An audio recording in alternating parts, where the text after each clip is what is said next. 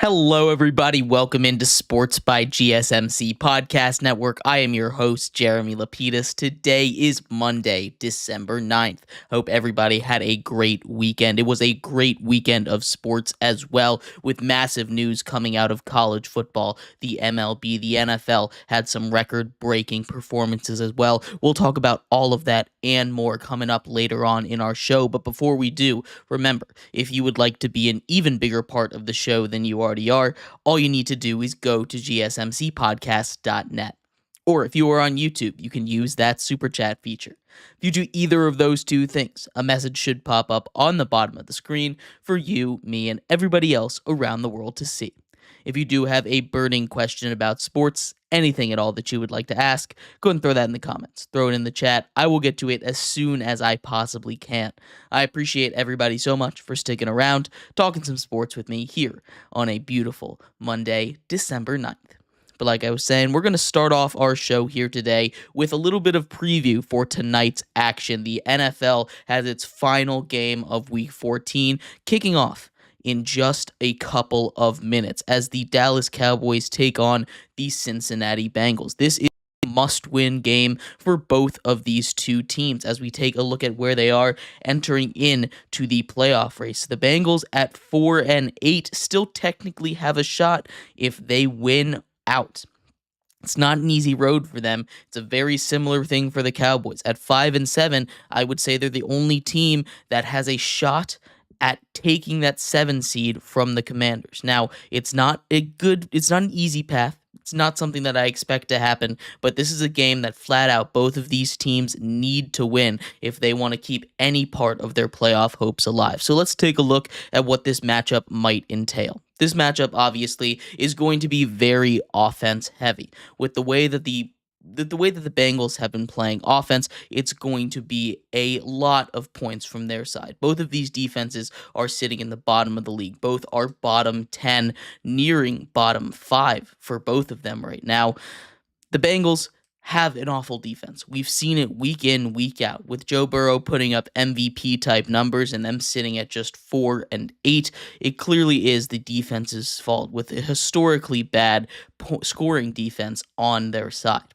Now, the Cowboys' defense has been improving a little bit with the re-additions of guys like Micah Parsons and some of their bigger stars. It still isn't enough. This is still a team that's letting the Giants hang in tough with them under the command of Drew Lock, and we saw how bad that was when they took on the Saints this week. Didn't really turn out too well for the Giants over there. So both of these defenses I expect to give up a lot of yards and a lot of points. They both suck, especially Dallas, against the run. So a guy like Chase Brown is someone that I'm highlighting to have a huge game tonight. He's someone that I think could get into the end zone a couple of times. We saw that with Joe Mixon when the Cowboys took on the Texans on Monday Night Football a couple weeks ago. I feel like something similar could happen tonight with Chase Brown. That's not to say that the wide receiver core of Jamar Chase and T. Higgins aren't going to have good games either. Like I said, I think this is going to be a shootout. And if you have any shares of either of these two offenses, it's going to be a fun night for you in fantasy as we head into the playoffs over there. As far as what it looks like on the Cowboys side of the ball, it's all going to depend on what kind of Cooper Rush we get. Are we going to get the Cooper Rush that we saw for the last couple of weeks when they took down the Commanders and they took down the Giants? Or are we going to see the Cooper Rush that we saw against the Texans, right?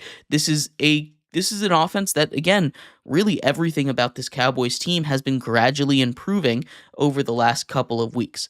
We are getting a little bit more healthy. They get Jake Ferguson back tonight. That's going to be a huge addition for them after we saw Pat Freiermuth completely torch that defense over the middle. Look for a big day out of the Dallas tight ends, whether that be Schoonmaker or Ferguson tonight. CeeDee Lamb, healthy. They get Brandon Cooks back for the second game. They're basically at a pseudo bye week after playing on Thanksgiving. This is going to be a good game. I'm a little concerned about the Cincinnati kicking game. That's something that I'm a little worried about as they are calling up Cade York, who was kicking for Cleveland last season. He got cut. He's bounced around the NFL a little bit. They obviously don't have their star kicker, Evan McPherson, who hadn't been having the greatest season of his anyway. But that's the kind of guy that you'd like in a shootout kind of game. You'd like his leg to be over there because he has a cannon attached to his right leg down there. But Cade York, still a capable kicker. We've seen him step up in big moments when the Browns needed him to early last season. Obviously, on the waivers here, we'll see how that affects them. This is going to be, again, a shootout of a game. I'm looking at almost 80 total points scored in this one. We saw a game like that between the Rams and the Bills earlier this weekend. That was an incredible game. I'm not sure it's going to be as back and forth as that one, but I do think that we're going to get a lot of points on both sides. I think ultimately the Cincinnati offense powered by Joe Burrow is just going to be a little bit too much for Cooper Rush and that Dallas offense to keep up with. Because of that, I'm taking the Cincinnati Bengals to win this game 41-34. But let me know what you think. We're going to take a quick break here. When we come back, we jump into the biggest news of the weekend.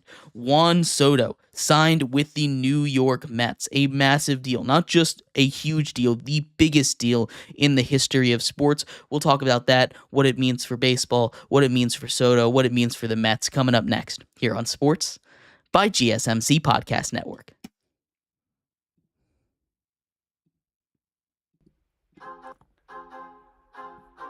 Feel like I'm losing my mind. Is everybody in the world blind? Please, Lord, give me a sign, a sign. I feel like I'm losing my mind. Is everybody in the world blind? Please, Lord, give me a sign, a sign. I wanna be the greatest. Everybody on the fake shit. I look around and feel like everybody is the fakest. I'll make this every day and I'm impatient. Hoping one day I blow up from the basement. Statement, the top is so vacant. I don't hear shit that I think is amazing. Waiting for my day when I'm playing. Sold out shows for 1,000 faces. Hey, give me that crown. Get in my way and to be put down. It ain't replaced all this my sound. If I want that shit, then I'll get it right now. I'm losing it, the noose it fits. I'm losing shit, a stupid myth. You choose to live or choose to dip. You choose to fight or lose your grip and lose a gift. I feel like I'm losing my mind. Is everybody in the world blind? Please, Lord, give me a sign, a sign. I feel like I'm losing my mind. Is everybody in the world blind?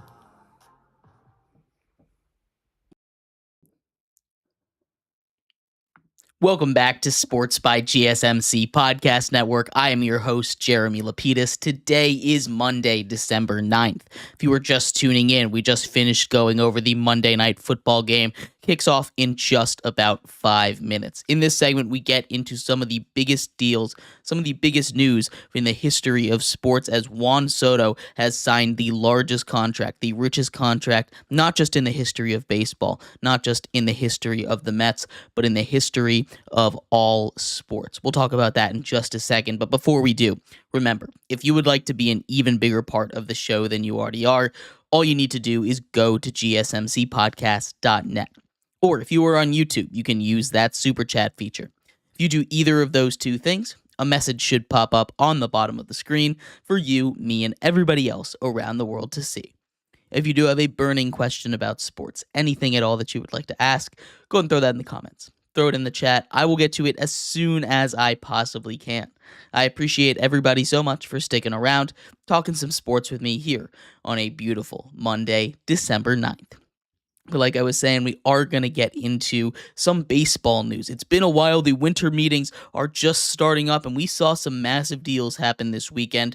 Not to be forgotten, of course, Juan Soto, the big fish of free agency, one of the best free agents to ever hit the open market. He's had quite a journey to get here. He signs a 15-year, $765 million deal. That's the guaranteed. With incentives, it gets over $800 million. That is a ridiculous amount of money. You thought with Shohei Ohtani's $700 million, no one was going to touch that. In fact, when you take those two outliers out, the next closest contract in baseball is Mike Trout's at $426 million. There is no one in the realm of those two players, and we have seen back-to-back off seasons these records get shattered and broken by these generational players that are hitting the open market. Generally, you don't see that in baseball, but as these agents like Scott Boras decide that they want to set the record, get their notoriety back after what was a disastrous offseason for Scott Boras last year, they get the market, they get the big money, signs with the New York Mets, and Cohen does what he promised he was going to do, right? When he bought the Mets, he said, I've got the money, I'm going to spend it. And he came in fast, paid a lot of guys. It did not work out. Now he just simply outbids everyone. The Yankees went in there and they bid $5 million less, $760 million. And in the grand scheme of things, when you're talking about $760 to $765 million, that's not going to make much of a difference. Both of those contracts, unlike the contract that was given to Shohei Ohtani, has no deferred money in this, which means this is just straight up on the books, $51 million a year for the next 15 years for Juan Soto. Neither was the Yankees contract, so it's not like they were pushing it back, making sure he has to wait 10 years to collect $600 million or something like that. He gets it all just like a normal salary. That is crazy. He clearly just said, I want the most money. If he wanted to stay with the Yankees, he would have stayed with the Yankees. And that sometimes is how it goes. This is a guy that at just 20 years old won a World Series with the Washington Nationals. He was then offered $440 million, which at the time would have been the biggest contract in the history of baseball. He says no, ultimately gets traded to the Padres. Doesn't work out over there, then gets traded to the Yankees, makes it to a World Series. We all know what happens then, hits the open market. This is a guy who's just 23 years old. He is yet to hit his prime, which is scary because he's already arguably in the Hall of Fame if he retired today. Not sure if he'd actually be there, but this is a guy that might be the best hitter on the planet. I know you have Aaron Judge, who explodes for everything he does whenever he touches a baseball, but Juan Soto, his approach, the way that he approaches his at-bats, the way that he's able to get on base, it's very Barry Bonds-esque, maybe the best hitter on the planet currently. This is a guy in Juan Soto that is absolutely worth that kind of money. And now you pair him up with Francisco Lindor, a guy who finished a close second in the NL MVP to Shohei Ohtani last year. He goes from behind, or in front of, I should say, Aaron Judge to hitting right next to Francisco Lindor. The difference between these two teams is the Mets have a lot more talent. They've got a much deeper roster than the Yankees did last season. And as you saw, that was something that really hurt the Yankees when they had to go up against the super team in the Dodgers. Now, they're not going to meet the Dodgers in the World Series. If they do end up meeting them, the Mets would have to take them on in the NL side of the bracket. Now, the Mets obviously have a history of pulling their own Mets stunts, right? Hasn't always been great, but Juan Soto signing the biggest contract in the history of sports is something that should absolutely help. It raises their odds to win the World Series to plus 800. They're not favorites. The Dodgers still exist, but they're up there in the top 5 now, and honestly, well-deserved. This is a team that really turned it on down the stretch. They were the hottest team in baseball for a good part of the season. They started off slow. They seemed like a team of destiny. They ran into some trouble in the playoffs, but ultimately, this is a team that's young. It's going to keep growing, and this is a Mets team that challenged the Dodgers a little bit in the NLCS there. So we'll see what ultimately ends up happening with the Mets. But to put his contract into some more context here for you, right? Juan Soto, the richest deal in all of sports. You take one of the big four American sports in the NHL, the National Hockey League. They have had 7 contracts in the history of their league be over $100 million in value. The combination of all 7 of those guys, all 7 of their contracts, the biggest contracts in the history of the NHL, combines to $752 million. He is making more than every single top contract in NHL history right now, just by himself. Baseball money is different. It always has been. Just for those top players, though. It's tough to get in there. It's all guaranteed. It's something special. This should be a lot of fun. It's yet another former Washington National that is now in playing for a different division, for a different divisional opponent. Obviously, he started his career over there, won a World Series with them in 2019. And as a Nats fan, I had deluded myself to thinking that he would somehow come back to the nation's capital. They ended up not even making an offer. A little bit angry about that, honestly, but not my point here. He's gonna kill it with the Mets. This is gonna be a super fun pairing with him and Lindor. I cannot wait to see what happens for the future of the Mets. Not just Juan Soto broke this weekend, but also we saw a shortstop in Willy Adames go and join the San Francisco Giants.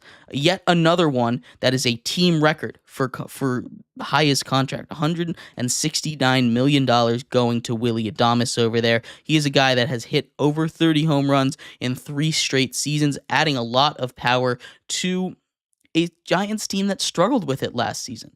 It's not an easy ballpark to hit him, but with his power, if he played every single game last season in Oracle Park, in San Francisco, in the Bay, he would have finished with 32 as opposed to 34 home runs. So he's got the power, he's got the pop to play there, he's got a big glove, and that is someone that I think is huge for the Giants to get. Pair him up with Matt Chapman on the right side of the infield over there. Should be a lot of fun to see. But let me know what you think. Was Juan Soto's contract worth it?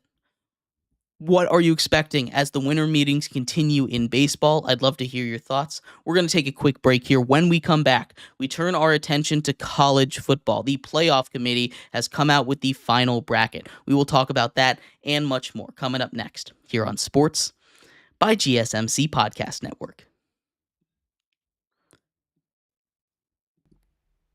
Looking for your daily fix of sports talk without having to pay for it?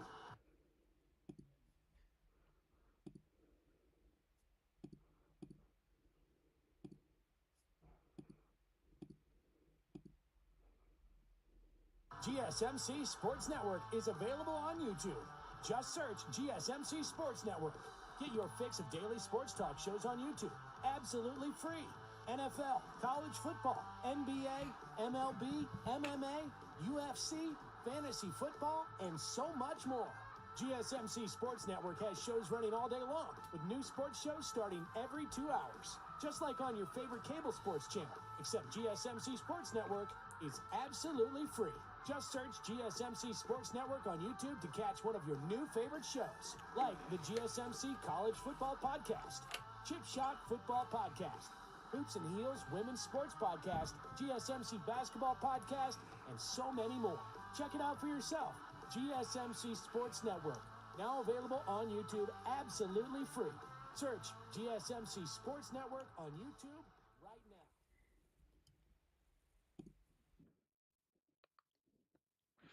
Welcome back to Sports by GSMC Podcast Network. I am your host, Jeremy Lapidus. Today is Monday, December 9th. If you're just tuning in, we just finished going over Juan Soto signing the richest contract in sports history. In this segment, we turn our attention to college football. The first ever 12-team college football playoff has been announced. We'll break down the bracket, who I have winning a couple of these matchups, and how we got here. But before we do that, remember, if you would like to be an even bigger part of the show than you already are, all you need to do is go to gsmcpodcast.net.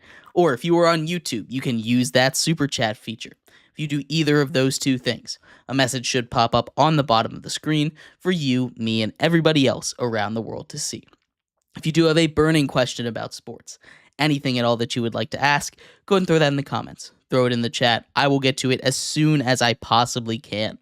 I appreciate everybody so much for sticking around, talking some sports with me here on a beautiful Monday, December 9th. But like I was saying, we are going to get into some college football playoffs here. The 12-team playoff bracket is officially set. We had our first 4 seeds with the bye.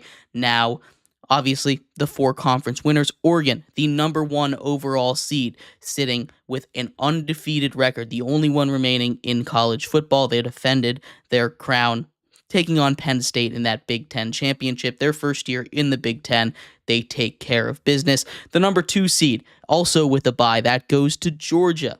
Georgia beats Texas for the second time, and really was an ugly game. They have their backup quarterback come in, plays really solid for them. That's where they get most of their offense out of. Carson Beck just was not effective against that Texas defense. The 3 seed goes to Boise State, a super high seed for a group of 5 team that probably doesn't deserve to be at 3, but we'll get into that in a second. And the final bye that goes to one of the conference winners, that will go to Arizona State, who's playing like maybe the best team in the country right now. The final conference winner out of the ACC is Clemson. They pulled off the upset. They get the 12 seed, no bye. But talking about this a little bit more before we get into the rest of the bracket, these are teams that are ranked 1, 2, 8, 9, and 12, or 15 in the case of Clemson, right? The issue that you have now 8 and 9 seeds, these teams that aren't at the top, aren't 1, 2, 3, 4, getting buys into the next round, is something that I think needs to be fixed, right? Boise State, undoubtedly, I think in my mind, deserves to be in the playoffs. They were the best group of 5 team. They arguably were better than some of the conference champions, and I think it's a good thing that the conference champions get in. But giving them that preferential treatment, and more importantly, I think, if we're just trying to do the most simplest fix, keep the bracket basically the same, it's not the biggest deal in the world if you want to give precedent to those conference champions. That's fine with me. I like that the conference championship matters. They should at a minimum reseed, because this is something that people have been talking about all season long. They were thinking that, hey, maybe that 5 seed would be the best place to be, because theoretically you'd play the weakest conference champion at 12, which you would think would be the group of 5. Then you would go and play the number 4 seed after that, instead of going and playing the 1. And people were saying, hey, that's an easy path. That's the easiest path, to taking on to the semifinals, right? And they're not exactly wrong. Right now, as we look at the bracket, 5-12 matchup that's going to be taking on the 1 seed Oregon. That 5-12 matchup that's going to be taking on the 4 seed Arizona State, that's going to be between Texas and Clemson. And those two teams, right away, are very similar in my mind when you take a look at that, at their resumes overall. They both have struggled against good teams. The only great team that Texas has played all season long is Georgia. They lost twice to Georgia, and they looked pretty bad in both of those games. That's by far their best opponent. You can point to a Texas A&M that finished the season unranked. None of their other wins even come close to a Texas A&M, which is their closest to a good win. Now you look at Clemson, who gets in after upsetting SMU in the conference championship game, right? They get that automatic bid, but they have the same problem. This is a team that had a very easy schedule. They took care of business, credit where credit is due. They took care of business against the teams that they're supposed to beat, right? But when it came to the top teams, the best teams that they played, yes, they just beat SMU, and that's a huge boost to their resume there, but they lost when they played Pitt. They beat Pitt, but they lost when they played Louisville. They lost when we played South Carolina. Those two teams are their best opponents, right? This is not a Clemson team that you look at and you're scared to play, really. They have been playing good football as of late, and I like the physicality, but these two teams are a lot closer than it seems, and I think it's going to come down to which one of them is able to step up against the team that is frankly deserving of being in the college football playoffs. I'm leaning towards Texas in this one because they've just looked a little bit better, a little bit more consistent. But if Quinn Ewers continues to not be able to deal with the pressure and the physicality that a team like Clemson can provide, kind of similar to Georgia, they're going to be in a lot of trouble. So this is not an easy matchup by any sense of the imagination. And whoever wins this one, also not going to be able to just cruise into the semifinals. They're taking on an Arizona State squad that's super talented right now. They're playing like one of the best teams in the country. That's not going to be an easy route to the semifinals either. But at the 3 seed spot, Boise State, and this is, again, what people were talking about, the 6-11 seeds in Penn State at 6 and SMU at 11, now are licking their chops. They're saying, oh, we only have to go through Boise State. That's not a team to be taking lightly. Their defense has been playing really good as of late, but you also see down the stretch, the offense is a little inconsistent. As good as Ashton Jeanty is, and as much as he is a Heisman contender, Heisman favorite, however you want to put it, This team is very one-dimensional when they're taking away that first read from Maddox Madsen, right? If Ashton Genty doesn't get himself going, if he isn't able to break those tackles and get downfield, this is an offense that has really shown no signs of life outside of their one big workhorse guy. And that's really concerning when you're going to go up against a team either in Penn State that's super physical or in SMU that can slow you down. They're probably not going to be as big of a threat for SMU, or SMU's not going to be as big of a threat for Boise State if it gets there.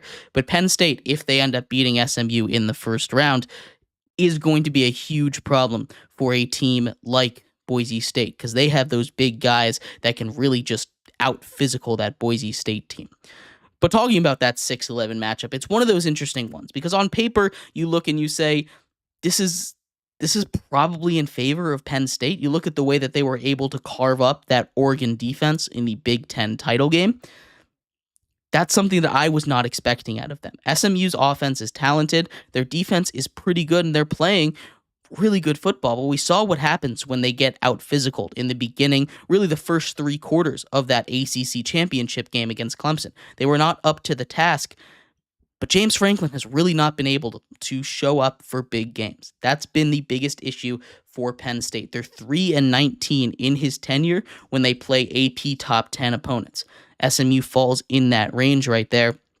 It's a little bit concerning. Do I think that SMU is going to win this game? Probably not. But I do definitely think they're going to be able to put up a bit of a fight. Something tells me that Penn State is going to struggle because, again, they have yet to show up in one of those big games. This is the time for James Franklin to show that that's just a narrative. It's not the truth about his team. He's got to show that he can get them ready for this game. Taking up against Boise, like I said, I think Boise beats, actually, SMU if they make it there. But Penn State, I think, just out-physicals Boise, and that is a pretty easy path to the semifinals. The 2 seed is going to be Georgia. Georgia's going to be a question mark, right? They played better football when they had their backup quarterback in the game. Carson Beck, when he went down after halftime, they were just really ineffective. They ended up winning in overtime after a couple of key drives led by the backup quarterback. They're going to face the winner of they're going to face the winner of Indiana and Notre Dame. That is an in-state rivalry that I actually am maybe the most excited to see. This game is going to be a lot of fun. You have the best run defense in college football in Indiana, a team that's only giving up 70 yards per game on the ground, taking on a Notre Dame team that's their identity. They run the ball. They're currently top 10 in the nation in rush yards per game, 224 yards per game, led by Jeremiah Love, their running back. Obviously, their quarterback transfer from Duke, Riley Leonard, is a run-first kind of guy. They can beat you through the air if you let them, but this is kind of a best-on-best kind of matchup. This is also an in-state rivalry, right? This is a rivalry that has been dormant for 33 years. They haven't played since 1991. The last time that Indiana won a game against Notre Dame was 1950. Now, Indiana's historically not been great at football. This is their best season in their history. Period. There's no questioning that. This is statistically their best season by wins, by losses. They're in the college football playoff. This is going to be a huge game. This is going to be a lot of fun. I think it's going to be a close one, but I think at the end of the day, Indiana will find a way to pull it out.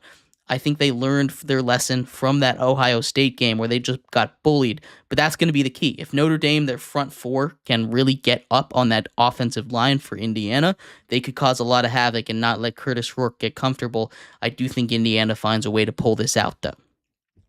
So setting up those next rounds, I think Georgia rolls over either of them, honestly. That bye is really going to help them. They get a little bit healthier. But we're setting up for Ohio State versus Texas or Arizona State. I'm leaning towards Texas in this one. And Georgia versus Penn State here, right? Penn State, again, not huge in those big game moments. I think Georgia takes advantage of that. They find a way with their playoff pedigree to get into the championship game. And Ohio State versus Texas should be a lot of fun. Again, I think Ohio State is very, very similar to that I think Ohio State's very similar to that Georgia team in the fact that they can just kind of out physical the opponent, this one being Texas, and I think it's going to go a very similar way. A sloppy game out of Quinn Ewers and Texas, and I think Ohio State makes the finals. And I think Ohio State just has the best roster on paper. When we take a look at how it stands, I think Ohio State is going to end up winning the college football playoffs. But let me know what you think. I'd love to hear your thoughts on this. We're going to take a quick break. When we come back, we turn our attention to the NFL. Some crazy records being broken yesterday. We'll talk about that and more coming up next here on Sports by GSMC Podcast Network.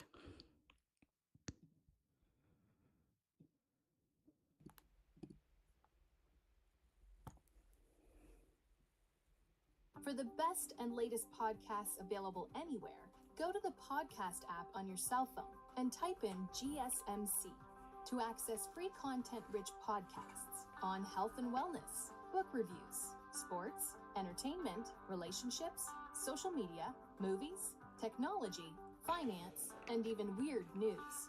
Subscribe and download the GSMC Podcast Network's family of shows, available everywhere podcasts are found.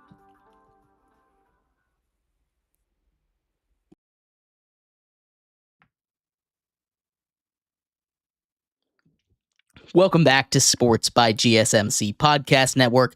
I am your host, Jeremy Lapidus. Today is Monday, December 9th. I hope everybody had a great weekend. In this segment, if you're just tuning in, we just finished talking about the college football playoff bracket. A huge, huge deal. The first one to come out, obviously, in this new college football playoff era. In this segment, we turn our attention to the NFL. But before we do, remember, if you would like to be an even bigger part of the show than you already are, all you need to do is go to gsmcpodcast.net.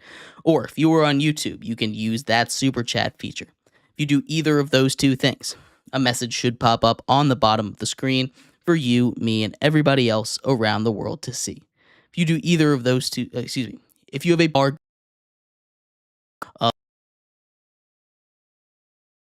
crazy weekend in the NFL. We saw a bunch of teams clinch the playoffs, including the Eagles clinching a playoff spot. They're currently the 2 seed